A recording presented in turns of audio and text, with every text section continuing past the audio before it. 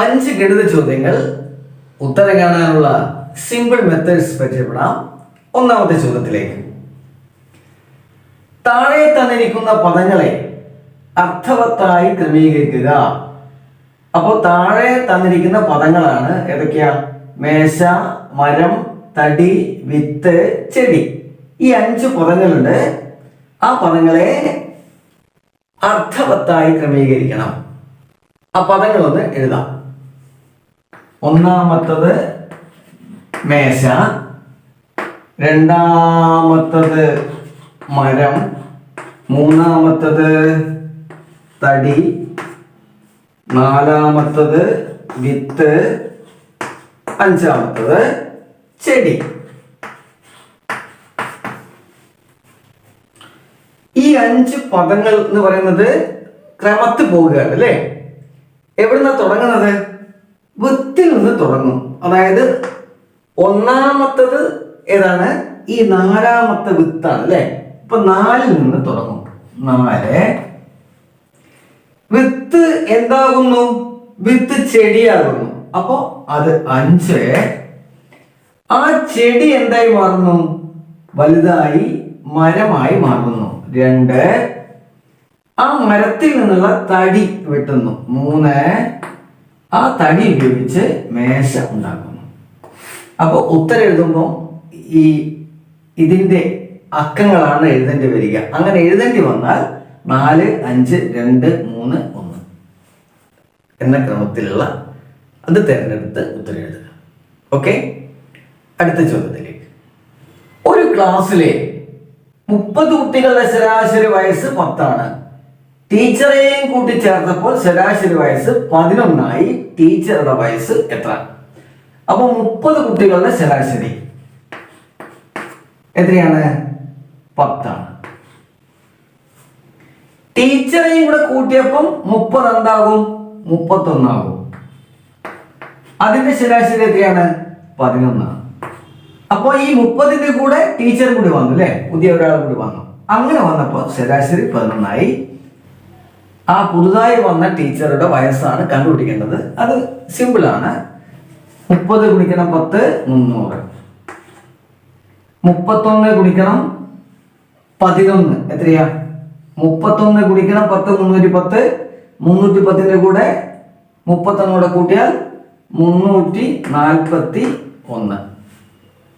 341 നിന്ന് 300 കുറച്ചാൽ 41 ടീച്ചറുടെ വയസ്സ്. അടുത്ത ചോദ്യത്തിലേക്ക് പോകാം. 7/8 തുല്യമല്ലാത്തത് ഏത്? 14/16, 35/40, 21/32, 70/80. അപ്പോ 7/8 തുല്യമല്ലാത്ത ഈ 4 ഓപ്ഷൻസിൽ ഏതാണ് എന്നാണ് ചോദിച്ചിരിക്കുന്നത്.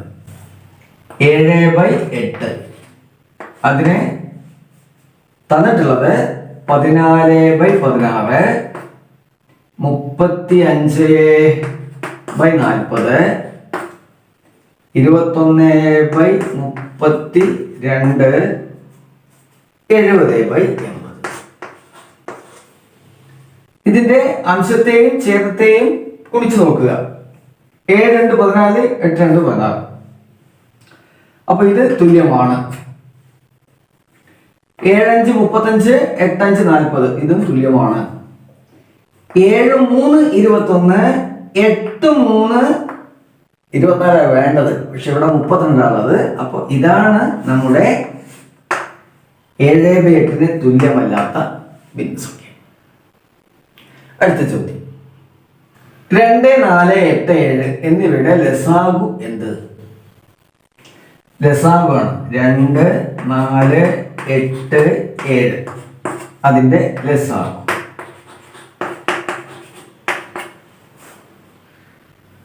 ഈ 4 സംഖ്യകളാണല്ലോ തന്നിട്ടുള്ളത്.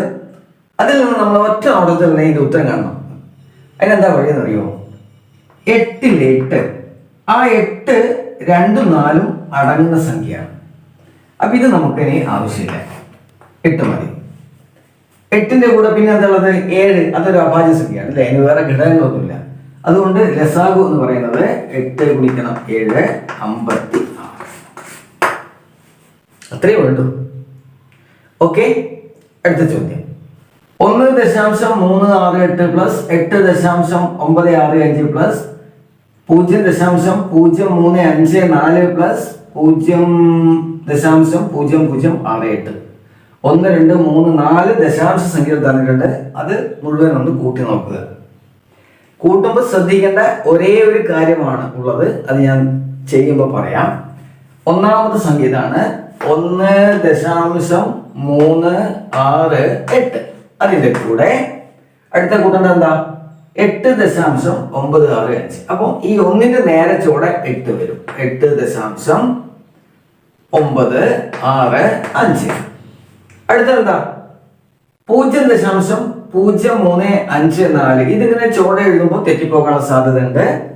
എപ്പോഴും ഈ ദശാംശം ഒരേപോലെ വരണം.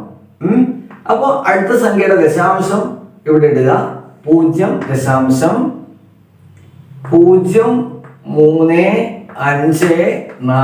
ഓർമ്മിക്കുക, 4 ഇങ്ങോട്ടേക്കാണ് വന്നത്, അല്ലാതെ അങ്ങോട്ടേക്കല്ല. എല്ലാം തെറ്റിപ്പോകും, ശ്രദ്ധിച്ചില്ലെങ്കിൽ അത് തെറ്റിപ്പോകും. അപ്പോൾ ഈ ദശാംശം കറക്റ്റായിട്ട് ഒരേ സ്ഥാനത്ത് വരിക.